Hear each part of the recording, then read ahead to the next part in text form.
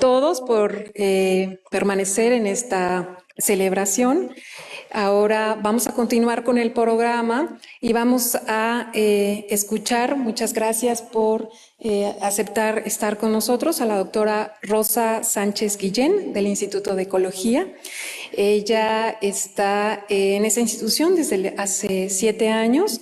Ella está en la red de biología evolutiva y hace investigación de evolución con insectos y da un taller, una materia optativa en maestría y doctorado sobre taller de ciencia. La carrera científica en general y es una persona muy interesada en tocar estas aristas de la equidad de género, no nada más de género, sino también de las minorías en el ámbito científico. Muchas gracias y adelante.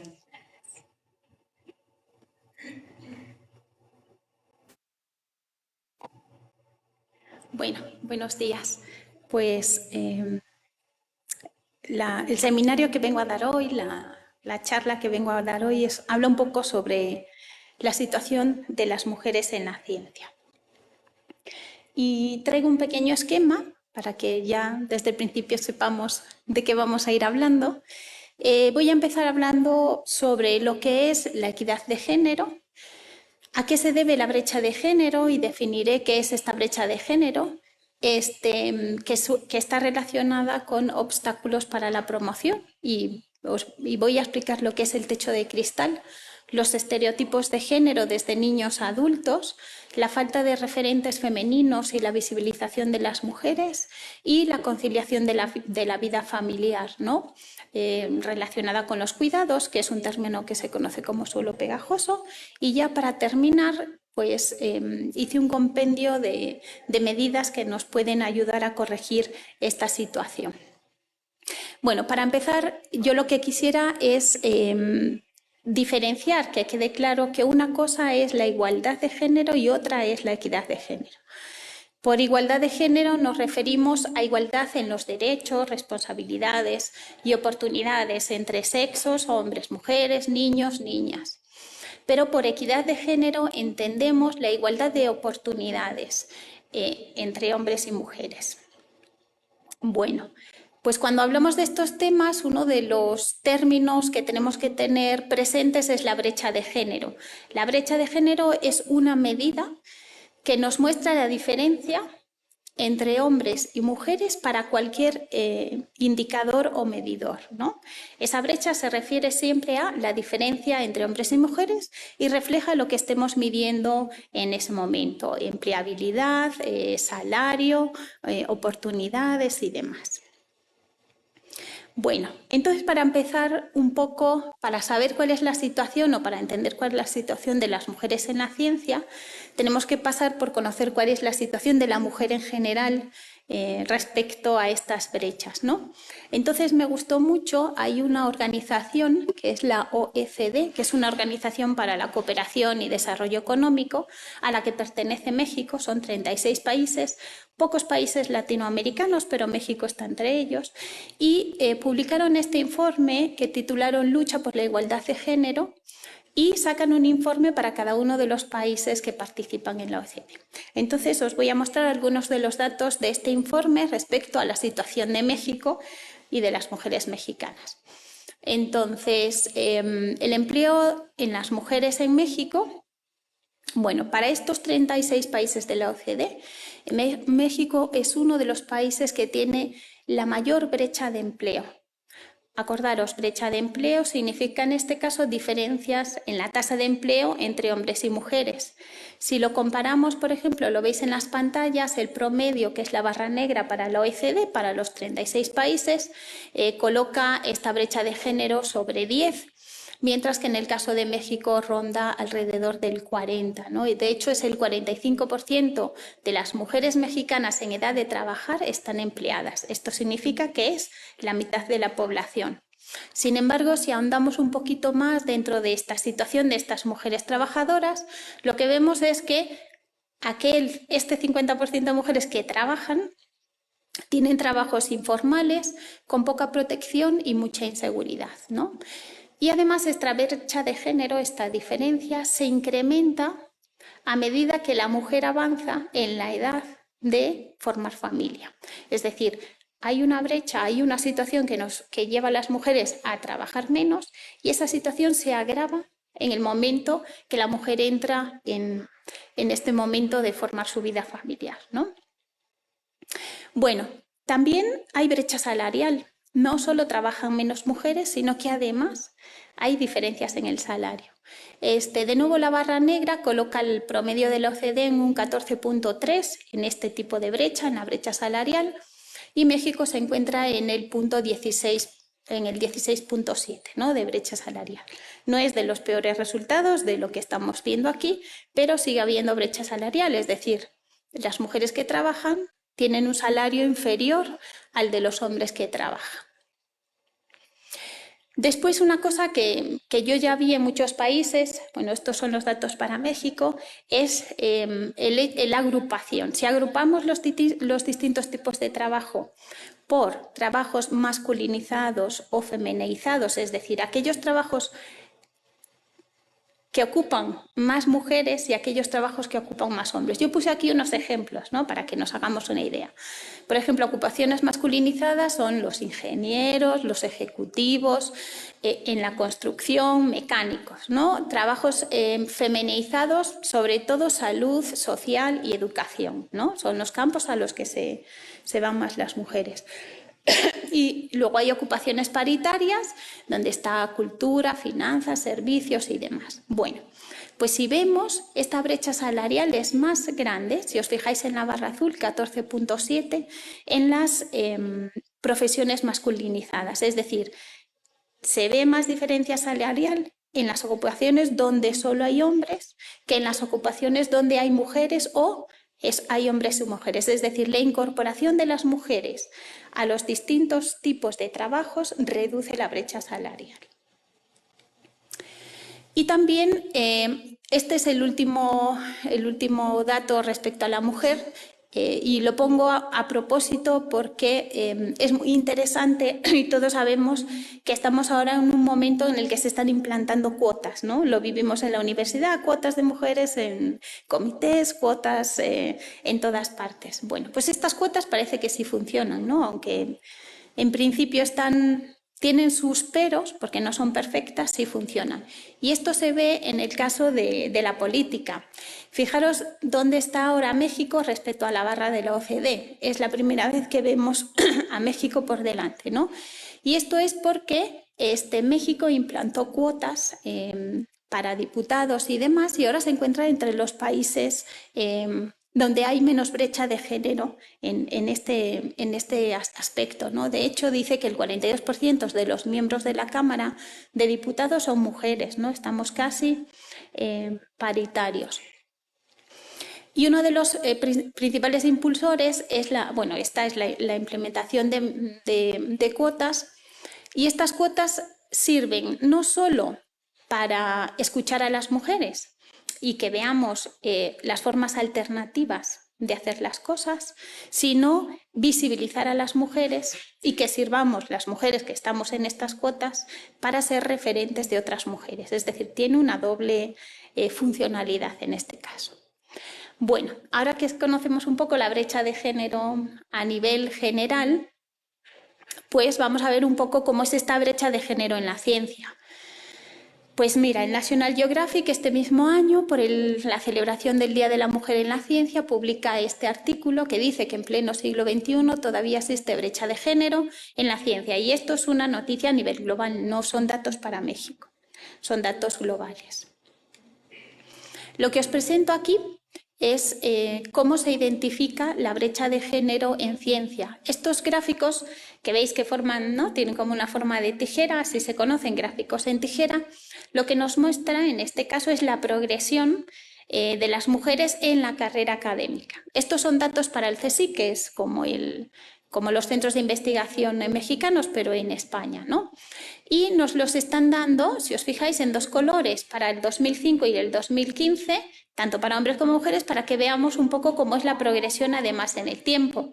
Lo que vemos es que al principio, en la etapa de formación, para estudiantes de maestría y doctorado en este caso, están parejos o incluso un poquito por encima el porcentaje de mujeres, y este porcentaje de mujeres empieza a bajar respecto al porcentaje de hombres a medida que avanzamos en las distintas categorías laborales. Es decir, mientras que tenemos números parejos en maestría y en doctorado, estos números empiezan a separarse y ya tenemos menos investigadoras postdoctorales. Aquí está la Ramón y Cajal, que sería como el sinónimo de las cátedras CONACYT aquí en México. Sigue bajando el número de mujeres y tenemos 3 clases ya que sería como titular A, B y C, ¿no? Y sigue bajando. ¿Qué quiere decir? Que esta brecha de género aparece en un momento muy claro y ya hemos superado la fase de formación, es decir, hombres y mujeres se forman igual y hacen posgrado igual. Entonces la brecha de género se está generando en este momento. Vamos a ver cuáles son las causas que generan estas brechas de género, en este caso que ralentiza la progresión de las mujeres en la academia. No sé si lo vais a poder ver, está muy pequeñito, pero es una publicación que salió en Cell, comentario en esta revista, en Cell, que habla de la situación en Estados Unidos y compara hombres blancos versus hombres latinos, y la comparación es escandalosa, ¿no? Las barras roja y azul hablan de la progresión académica de mujeres y de hombres blancos, y las barras gris y verde de mujeres y hombres latinos, ¿no? Es decir, ser latino en Estados Unidos no debe ser muy agradable.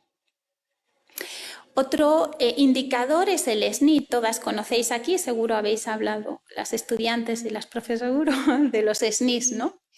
Yo esta gráfica me encanta siempre Bueno, pues es muy gráfico, ¿no? Ver la diferencia. Si os fijáis, en la categoría más baja del SNI, categoría candidato, hombres y mujeres, que son barras grises y verdes, están muy parejitas, ¿no?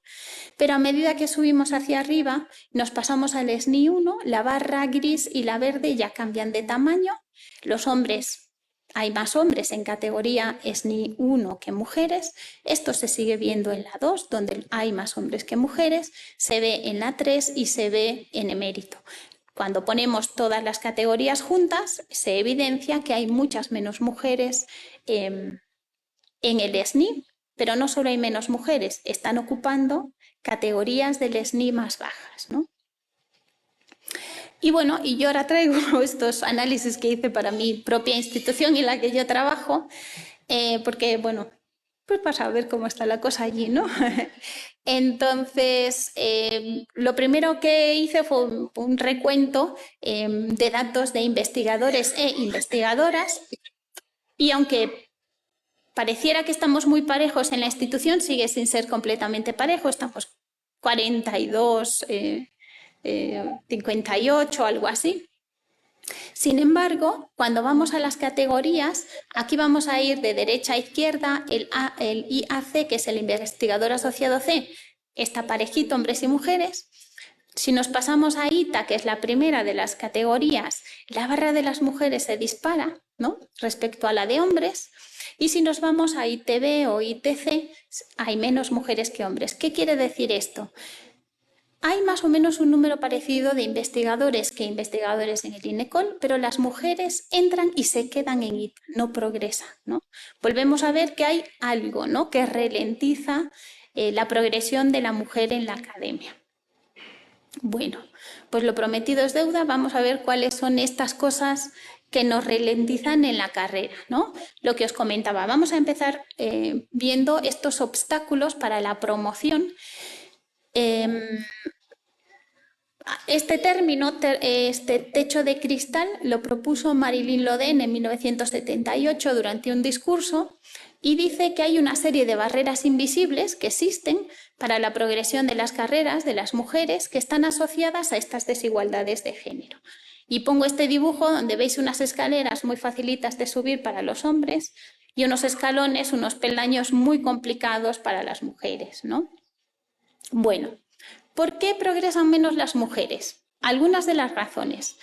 Sorprendentemente, se cita menos a las mujeres que a los hombres, pero no solo lo hacen los hombres, sino lo hacemos las mujeres también. En estos gráficos estamos viendo, si nos vamos a las barritas del total, no vamos a ir a los desglosados, cuántos hombres citan a hombres, tenemos el 74%, cuántos hombres citan a mujeres, 26%. Pero si nos vamos a la derecha, en el caso de las mujeres, solo el 40% de las mujeres citan a mujeres y el 60% citan a hombres. Es decir, es un efecto que está pasando tanto en hombres como mujeres. Tendemos más a citar a los hombres, luego vamos a ver por qué, siempre hay porqués, pero esto es más exagerado o más evidente en los hombres. Las mujeres publican menos de lo que publican los hombres. En 1970, menos del 10% de las revistas relacionadas con la física, por ejemplo, menos del 10% de los artículos eran publicados por mujeres, pero es que en el 2020 seguimos teniendo solo un 20% de artículos publicados por mujeres en revistas de química, de astrofísica, astronomía y demás. Hay campos muy masculinizados, ¿no? Además, las mujeres son menos invitadas a ser revisoras y editoras en revistas. Os pongo aquí el ejemplo de la Geophysical Union. Esta revista tiene solamente el 20% de las evaluadoras de las revisoras son mujeres, o las revistas como Frontiers, donde solamente el 30% de las revisoras son mujeres. Pero es que además esto está exagerado, ¿no? Debido a que los editores tienden, sobre todo cuando son hombres, a invitar a revisar a hombres, ¿no? El 50% de los editores reconocen que invitan como revisores a hombres. Y esto mismo pasa con las mujeres, pero solamente el 30%. Vemos el mismo efecto, más exagerado en los hombres que en las mujeres, pero seguimos dándole preferencia a los hombres. Además, esto a mí me llamó muchísimo la atención, las investigadoras reciben menos financiación que los hombres. En este estudio, que se publicó en el año 2023, es un metaanálisis de datos de todo lo que había disponible, encontraron que para la primera financiación no había muchas diferencias entre hombres y mujeres, pero en sucesivas financiaciones sí se empieza a ver que las mujeres reciben menos financiación, ¿no? Es otro de los obstáculos para esta progresión en la academia. Otra de las razones, aparte de estos obstáculos invisibles, ¿no?, que ya vemos que los hay por ahí si empezamos a buscar, son los estereotipos, ¿no? Los estereotipos de género son las ideas que tenemos preconcebidas, ¿no?, que nos fueron dadas ya desde muy pequeños, ¿no? Entonces, yo separé esta parte en estereotipos en niños, jóvenes y adultos, porque sí es importante esta diferencia, ¿no? Este artículo que se publicó, bueno, no recuerdo el año, no lo tengo por ahí, pero se publicó en Science por una investigadora, identifican que los sesgos, los estereotipos de género están ya desarrollados a los 6 años. Es decir, si queremos pelear y queremos atajar todo lo relacionado con los estereotipos de género, nos tenemos que ir a los kinder, ¿no? Porque ahí, a partir de los 6 años, las niñas se consideran menos inteligentes que los niños. Y aquí tengo un ejemplo muy bonito de cómo hicieron este estudio. Esto es un dibujo de este señor M.C. Escher, que mezclaba las matemáticas con la geometría, ¿no? Era un fascinado de los dibujos imposibles. Entonces cogieron un grupo de niños y de niñas y les dijeron que iban a hacer una tarea.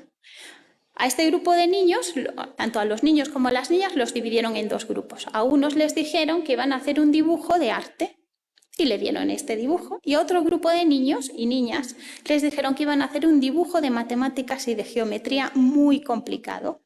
Hicieron el dibujo. Para el caso de los niños, tuvieron la misma puntuación, les salió igual de bien, siendo una tarea de arte o siendo una tarea de matemáticas. Sin embargo, las chicas tuvieron un menor desempeño cuando se les dijo que eso era una tarea de geometría. Y esto es porque cuando a ti te dicen o tú crees que eres mala para hacer algo, esa presión te sabotean, ¿no? La presión de equivocarte, la presión de confirmar que lo vas a hacer mal porque eres una chica, te saboteas a ti misma y tienes menos, un resultado peor, ¿no? Es decir, estos estereotipos están muy dentro incluso a la hora de nuestras capacidades para hacer cosas, ¿no? Estos estereotipos también se ven en jóvenes. Esto es una encuesta que hicieron a un grupo de chicos y de chicas en edad de los 14 a los 16 y les preguntaron si una carrera de ciencias puras o una carrera de ciencias sociales es apropiada para hombres o para mujeres. Cuando le preguntan a los chicos por supuesto consideran en un 59% que son apropiadas para hombres y que las carreras suaves o fáciles no son apropiadas para hombres, ¿no? Pero, y consideran de forma paralela que solo el 41% de los hombres consideró que esas carreras tan difíciles eran apropiadas para mujeres. Pero es que si nos vamos a las mujeres pasa lo mismo.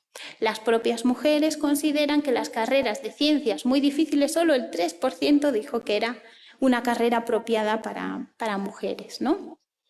Son estereotipos que tenemos pues desde edades bastante tempranas. Y estos estereotipos pues están en la ciencia también, ¿no?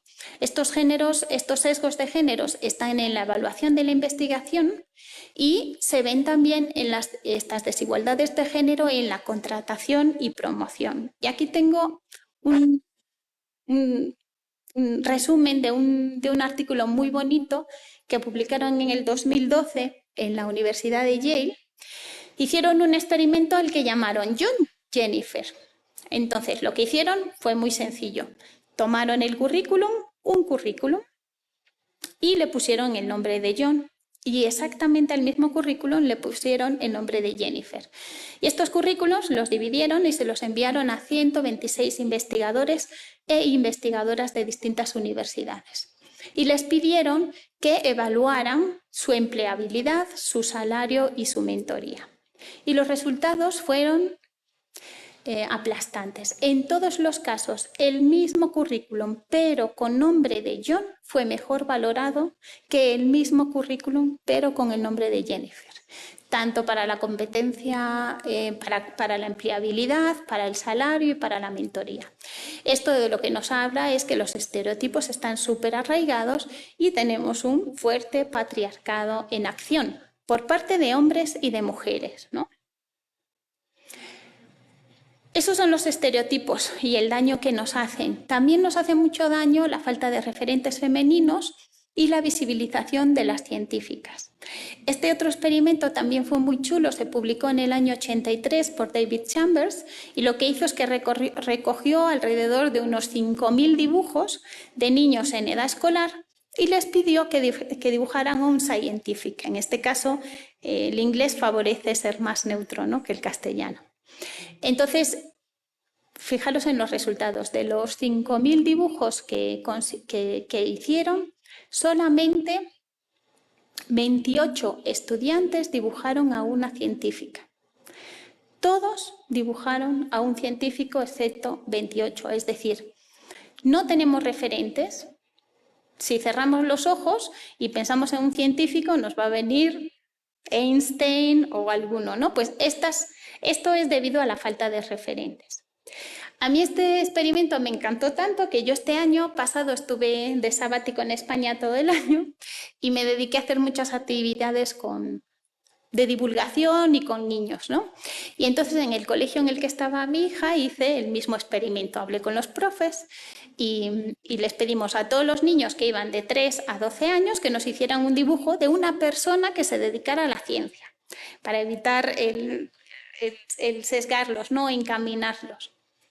Bueno, era un colegio pequeñito y nos encontramos que en el cole había en total 26 niñas y 46 niños. En estos coles pequeñitos pues se puede desviar fácilmente la proporción. Pero lo interesante es que habiendo solo 29 niñas, tuvimos 31 dibujos de científicas y habiendo 46 niños, tuvimos solo 44 dibujos de niños. Es decir, a día de hoy, y al menos en este colegio, confirmamos que no existe este problema de la falta de referentes, es decir, los niños, las niñas se vieron como científicas y los niños se vieron como científicos, e incluso pudo haber algunos niños dibujando a niñas científicas, ¿no? Es decir, es algo que pues nos dio mucha alegría en ese cole, ¿no? Otra cosa que hay que tener en cuenta, que es muy pesada, son estos dos efectos, ¿no?, que publicó esta señora. Son el síndrome o el efecto Matilda y el síndrome Marie Curie. El efecto Matilda es un prejuicio en contra de reconocer los logros de las mujeres científicas cuyo trabajo a menudo es atribuido a sus cercanos, a sus congéneres masculinos. Y aquí tenemos un ejemplo. Marie Curie, ¿no? No pudo o no se le quería reconocer, o sea, se quería reconocer solamente el trabajo de su marido, ¿no?, a la hora de darle el premio Nobel. En el caso de Rosalind Franklin, no se le quiso reconocer su trabajo, ¿no?, en la estructura del ADN, o en el caso de Jocelyn Bell, ¿no?, ella descubrió la radioseñal, pero el premio Nobel se lo llevó su jefe, ¿no? Estos son lo que se conoce como el efecto Matilda. Y está también el efecto Marie Curie, que yo creo que a día de hoy el efecto Matilda, esperemos, ya esté un poquito superado. Para mí el efecto que a día de hoy está siendo duro en la ciencia es el efecto Marie Curie. ¿Qué es el efecto Marie Curie? Se refiere a la sensación que tienen las mujeres de que es necesario ser especialmente sobresaliente para abrirse camino en el mundo de la ciencia. Es decir, nuestros pocos referentes son de mujeres excelentes. Ellos tienen referentes de hombres excelentes y de hombres corrientes, ¿no?, de ciencia. Pero nosotros solo tenemos referentes de mujeres excelentes. Entonces, creemos que para estar en ciencia tienes que ser excelente, ¿no? Sí, porque si no, no tienes un hueco, porque no tienes referentes de científicas, digamos que sin que sea felo de pelotón, ¿no? Pues la ciencia la hacemos todos. Ese es el efecto Matilda. Y luego ya el último de los obstáculos, que además es especialmente relevante hoy, es el suelo pegajoso. Este es un término que también propuso Marilyn Loden y se trata o se refiere a las tareas del cuidado y de vida familiar a las que tradicionalmente se ha relegado a las mujeres, ¿no?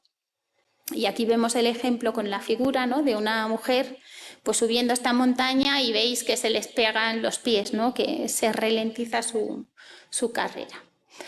Bueno, pues dentro del suelo pegajoso entran todas las actividades relacionadas con la vida familiar, maternidad y cuidados, ¿no?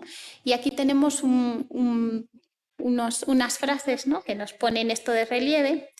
Dice que el crecimiento y promoción en una carrera STEM en la academia depende, ¿no?, de la producción científica y del reconocimiento por pares. Así funciona, ¿no? Dice, la penalización por la maternidad se traduce en menor productividad en comparación a los padres, el 80% menos. Y con las mujeres sin hijos, del 17 al 43%. Es decir, siendo padres y madres, nuestra carrera se va a ralentizar mucho más, la de las mamás que la de los papás, y la de las mamás que de las mujeres sin hijos. ¿Y esto cómo se traduce? Lo tradujeron súper bien en números. Quiere decir que cuando tu hijo cumpla 9 años vas a haber publicado 10 artículos menos que tu compañero que ha sido papá o soltero. Son números impresionantes porque se nos evalúa por nuestra producción científica, y esta es una de las razones por las que nuestra progresión en la academia se ralentiza mucho. Y luego otra cosa muy curiosa que pasó recientemente, bueno, no curioso, todos sabemos que pasó, la pandemia del COVID, puso de relieve una situación pues que yo creo que estaba así un poco debajo del tapete, ¿no?, dicen aquí. Y es que se hicieron varios estudios sobre la producción de hombres y mujeres durante la pandemia y se vio y quedó muy claro que quienes bajaron su tasa de producción fueron las mujeres. ¿Y esto a qué se debió? A que desaparecieron todas las redes de apoyo, ¿no? Todas las investigadoras y los investigadores pues se fueron a sus casas, pero no estaban los abuelos, no estaban las señoras que te ayudan, no está tu red de apoyo. Entonces, todo este cuidado, estando los papás y las mamás en casa, recayó sobre las mujeres y se vio sobre su tasa de producción. Entonces, ¿a qué se debe de la falta de equidad de género en la ciencia? Una vez que tenemos el cuadro naranja y reconocemos cuáles son los obstáculos, podemos, que es lo que tenemos en el cuadro verde, proponer soluciones para estos obstáculos, ¿no? Tenemos una serie de pasos. Una vez que reconocemos cuáles son los problemas, pues podemos proponer pues, cómo solucionarlas. Primero, los sesgos de género en la evaluación y la investigación, desigualdades de género en la contratación y promoción, falta de referentes femeninos, individualismo y falta de colaboración, percepción de sexismo y discriminación en el clima laboral y dificultades de la vida laboral y familiar. Digamos que todos estos 6 puntos serían los que están frenando nuestras carreras. Entonces, ¿cómo podemos hacer? ¿Qué medidas podemos plantearnos o proponer para corregir estos sesgos? En el tema de los estereotipos, que ya vimos que son un problema, pues trabajando sobre las niñas y sobre los niños en edades tempranas. No quita que no haya que hacer un trabajo en edades más tardías, pero si trabajamos en edades más tardías, corregimos. Si trabajamos en edades tempranas, evitamos, ¿no?, ese estereotipo.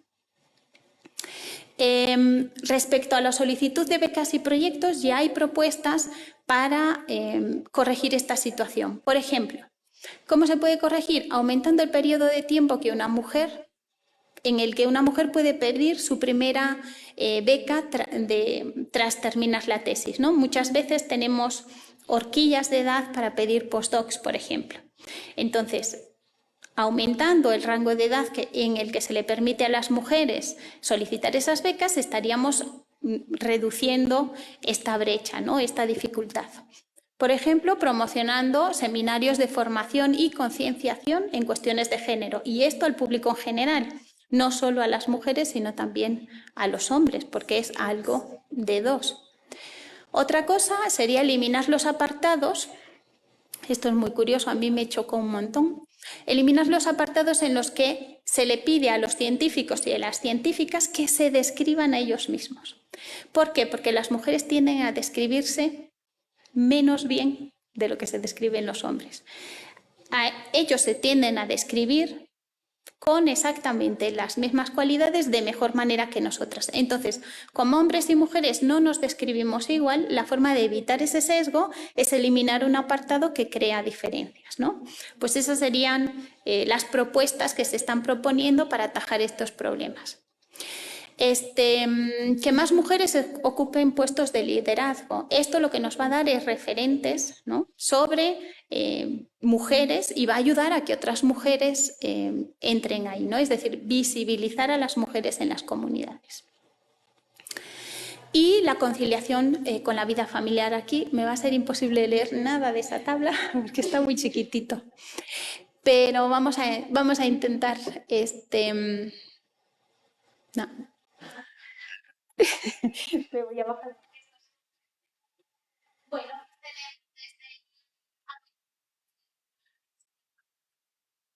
promover estas normas nacionales tengan un apoyo no básicamente con el caso de las estudiantes que tenemos y celebrar este no.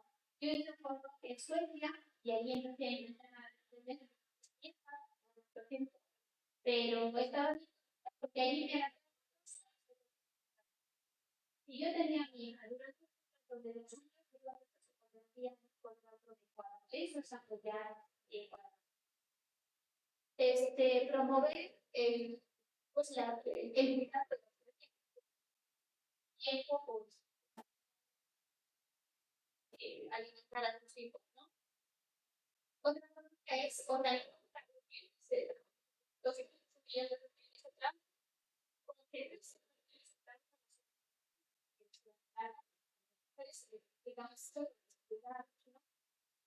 Ser flexible en los esquemas de trabajo, en cierta flexibilidad para cumplir con estos temas. Adaptar las clases para sus equipos, es decir, pues si tenemos una pedagógica, los padres y hijos de la escuela deberían ser que se sean apoyar la carrera de las mujeres tener y cuidar la salud mental. Esto es algo de lo que hablamos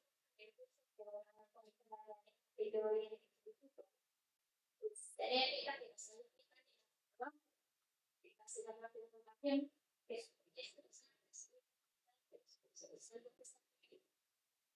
pues el apoyo en la salud mental. Bueno, evitar estas situaciones de discriminación en el trabajo, ¿no? Sí, relacionadas con el trabajo. Bueno, y mi mensaje para terminar este seminario es que, bueno, yo creo que queda claro que aún nos queda un caminito, ¿no?, para conseguirlo.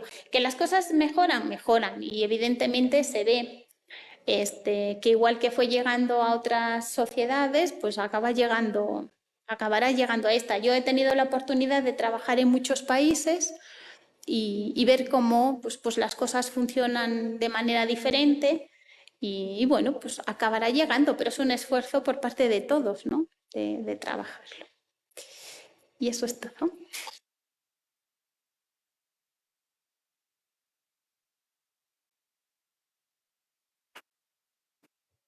Muchas gracias por enseñarnos estos números y saber a qué nos enfrentamos, pero con ánimo de hacerlo mejor para mejorar esta sociedad. ¿Alguna pregunta o comentario que alguien del público quiera hacerle a la doctora?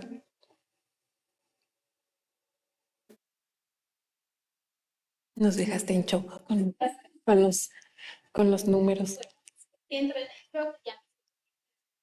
Adelante, Vero.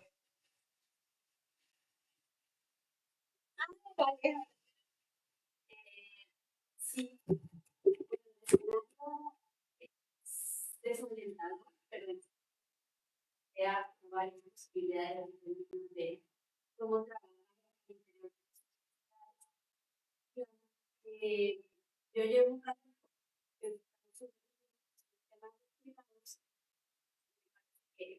esta relación que ha regulado con trabajo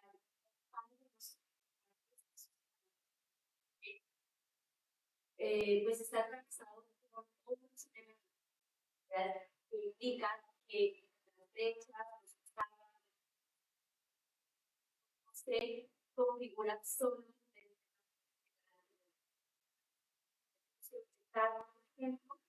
por el hecho de que vivimos en sociedades donde las economías son precarizadas. Son sociedades además en las que que vienen, por ejemplo, de la familia, ya que todos, digamos, también de complejidad, es decir, estamos obstáculos al interior, pero también estamos enfrentando en el seno de la sociedad, en las formas en las que está pensada la ciudad, en las formas en las que está pensada la familia, en las formas en las que está el trabajo. Entonces, bueno, todo ello, digamos, hace un cambio mucho más transformador. Yo creo que, digamos, construir espacios que por estas dificultades implican el ejercicio de desarticulación también es en esta desarticulación de estos estándares. Es decir, yo estoy pensando, por ejemplo, en las que presentaste sobre qué ocurrió en tiempo de pandemia. Hicimos un ejercicio al interior de la Universidad de Veracruzana para que observar y Ahí salió, es un ejercicio que estaban profesoras, investigadores de la universidad. Ahí salió que el principal obstáculo, digamos, hay dos instituciones donde es más difícil la gestión de los tiempos para lograr realizar el trabajo académico. Una es la familia, pero en la que más respuestas tuvo los familiares es la universidad. Es decir, las mujeres encontraban mayor dificultad para negociar tiempos para trabajar y cuidar, no en la casa, sino con sus comunidades académicas en tiempo de pandemia. Es decir, con la familia era negociar de a ver, necesito tiempo de descanso por comer con que voy a trabajar, que con la propia academia. Sin embargo, la familia estaba en segundo lugar. O sea, esta presunción que teníamos que hacernos cargo del trabajo, del teletrabajo del gobierno. Esta presunción era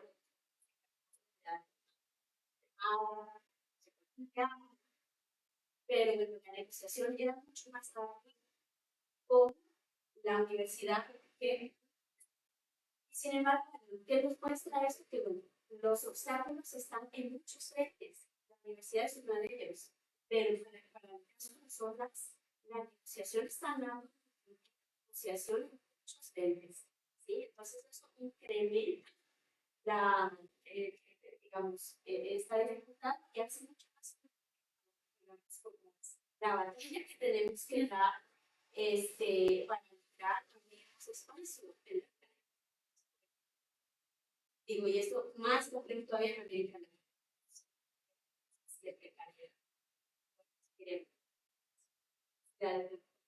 Gracias.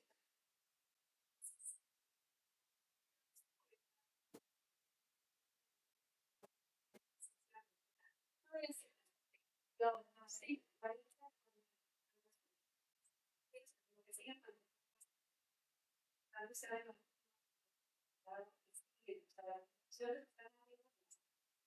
o sea, que no pique,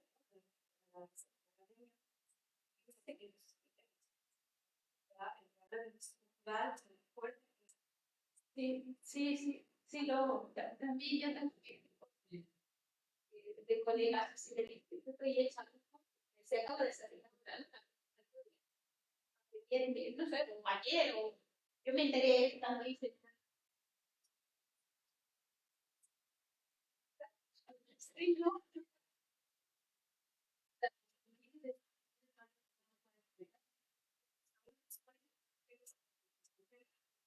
Entonces, y es una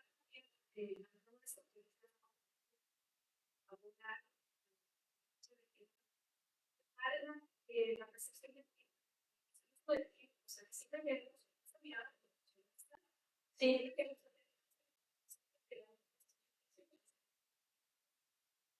también que hagas en número, sí, no, es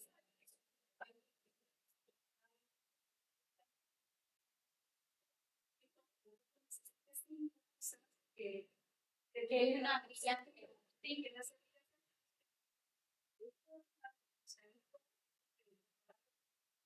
son ridículas, o sea, es una libertad modo que puede, sí, parecerse de muchas maneras. No sé, desafíos que los tiempos en todas estas elecciones van súper bien. Pensamos más sí, yo estoy totalmente de acuerdo que el sistema de evaluación es como una guerra de armamentos, de que cada vez hay que correr más y cada vez se va más a la ciencia rápida. Bueno, si mi institución me pide que tengo que publicar 3 y tengo un trabajo maravilloso, lo voy a romper en 3 profiles. Se pierde un poco que no tiene que ser, ¿no? Pero se pierde un poco la idea de hacer las cosas bien, ¿no? No quiere decir que las haga que estrés, pero sí, todas las evaluaciones dependen de tu tasa de publicación, de tu tasa de fijas Y esa competencia pues, es terrible. Solo comentar una cosa. Yo, uno de los cursos que hice, lo hice en Suecia. Y yo recuerdo que cuando llegué allí me dijeron que el horario de trabajo es de 9 a 5. Tienes derecho a una hora y no te puedes quedar más tarde. Eso es competencia de ciudad. Es decir, el horario de trabajo es de 9 a 5 que tú te quedes más tiempo justamente para evitar que la gente trabaje por encima de los horas. Entonces, todo. Vamos mucho y estamos en igualdad. Ay, perdón, ¿no? Entonces, si todos trabajamos 8, pues estamos parejitos. Y entonces ahí, pues ya te avisaban que estaba mal visto. Y de hecho, de tus 8 horas te decían, una, te puedes ir a hacer deporte. Tenías acceso al gimnasio gratis por ser empleado de la universidad, ¿no? Entonces, pues sí hay medidas que pueden corregir un poquito eso, ¿no?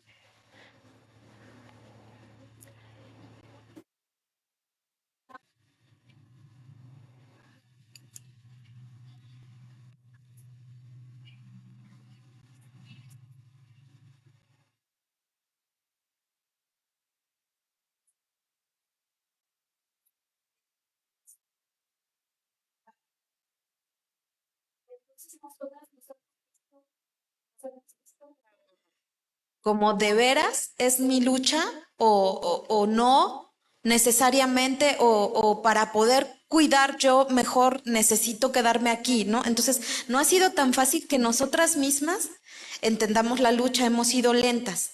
Y creo que otra cosa muy importante, pues es que solo somos la mitad pensando que la equidad de género es buena para todos, porque la otra mitad no lo está entendiendo, más bien se está sintiendo dañado por esto y entonces lo que pasa es que por más políticas que haya de cuotas, de esto, pues no hay la sensibilidad y terminan siendo muy aplicándose de una manera poco pertinente que poco ayudan, porque estas políticas no solo porque le digas ten cuotas, o sea, ya lo estamos viendo en el ámbito político, ¿no? Del Congreso. No es solo eso, porque cuando solo es eso, entonces lo que hacen es, pues sí, que vaya mi esposa, tu esposa y tal, para poder estar ahí, o sea, porque los mismos hombres no están pensando por qué es importante que haya esa equidad. Entonces creo que tenemos un reto enorme de comunicar a los hombres la necesidad de que esta sociedad sea equitativa. Porque, sí. No, porque entonces vamos a seguir pasando, yo vi en tu del 70 al 22, ¿no? O al 20.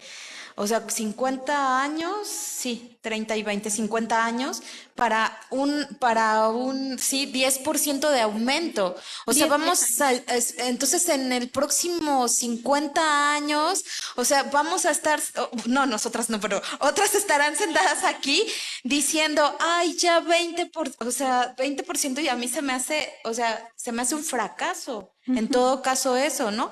Entonces, no hay otra más que logremos comunicar y pensar socialmente por qué es importante que haya equidad de género, pero que no es ni nuestro trabajo, porque en la universidad a veces incluso el trabajo con las estudiantes para que haya equidad de género es el trabajo de las profesoras.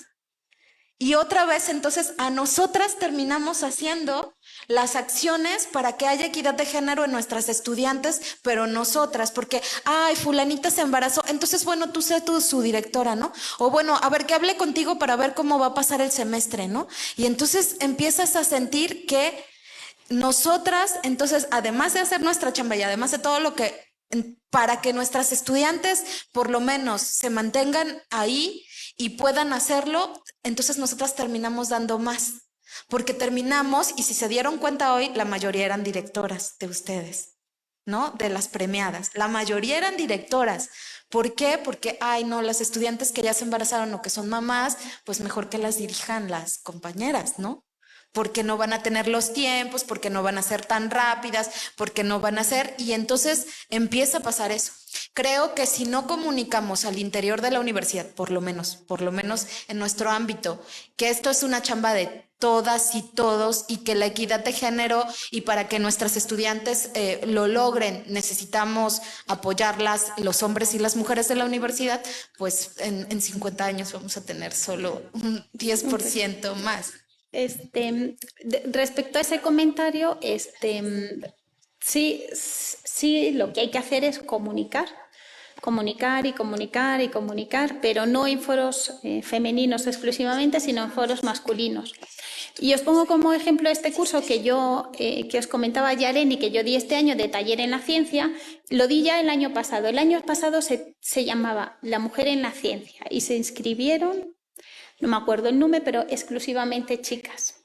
Entonces, este año le cambiamos, es el mismo curso, le cambiamos el título y ahora se llama la carrera científica. Y este año teníamos parejo el número de chicos que el número de chicas.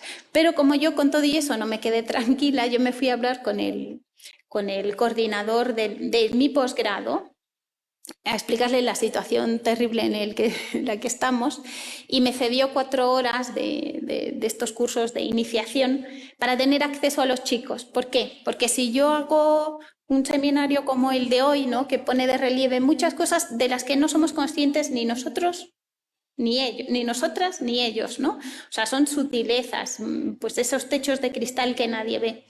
Entonces es importante que el mensaje llegue a chicos y chicas. Entonces, en mi experiencia, yo di un taller donde hablábamos de estos temas con gente inscrita, sabiendo que era eso y estaba muy motivada. Sin embargo, cuando di el seminario para todos los que entraban de maestría al INECOL, se me durmieron la mitad de ellos. Pues es aburrido, ¿no? O sea, no va con ellos.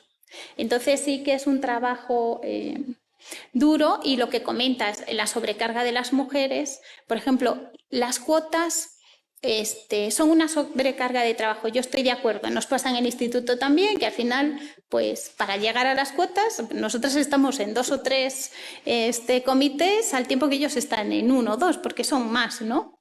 Entonces te cargas de más trabajo, pero yo siempre lo comparo conmigo, ¿no? Yo recuerdo cuando yo era pequeñita, en España no existía ni el del cinturón de seguridad en los coches, ¿no? Me acuerdo de pequeños, iba con mis hermanitos atrás y nos lo pasábamos genial. Y me acuerdo cuando llegó la ley de obligatoriamente hay que poner el cinto, yo me acuerdo que mi padre no quería, se lo pone y se lo sigue poniendo pensando en el dinerito que va a tener que pagar, ¿no?, con la multa, porque te caen multas muy pesadas. Entonces hay una generación que hace las cosas porque le obligan, pero las siguientes generaciones se ponen el cinto porque creen en el cinto. Es decir, siempre va a haber una primera generación a la que le tienes que obligar a hacer las cosas con cuotas o con multas, ¿no? Respetar el tráfico, la velocidad o lo que sea. Y este ejemplo que está viendo la siguiente generación, el tener pues esta imagen, ¿no? Ellos no lo van a hacer por la multa. Yo lo hago por mi seguridad. Mi padre lo hace por la multa. Es decir, si hay un cambio y muchas veces, pues ese cambio tiene que venir a base de cuotas, pues que venga así, ¿no? O sea, porque es muy difícil cambiar, pues eso, toda una sociedad, toda una estructura, todo un patriarcado, un matriarcado, ¿no? Pero ahí está, y sí, recae sobre nuestros hombros. Pero bueno, yo también pienso que pues si tiene que recaer en los míos, pues me voy a dejar recaer un poco, ¿no? Porque si no, no va a pasar. Entonces hay acciones pequeñitas, pues aquí, ¿qué hacéis vosotras con vuestras estudiantes, no? Pues que sí, pues es el granito de arena, es como en el tema de la contaminación, ¿no? Yo no uso plásticos para qué. Digo, si el resto del planeta pues las acciones pequeñas, yo sí creo en que las pequeñas sí pueden llegar a... ¿Que va a ser lento? Sí. Pero que van a tener un cambio, también es cierto que acabará llegando. Yo soy muy optimista.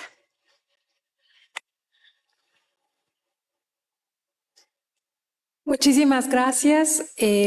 Gracias a la doctora Rosa Sánchez Guillén, y ahora le vamos a entregar su reconocimiento. Y vamos a darle un fuerte aplauso. Gracias. Como parte final,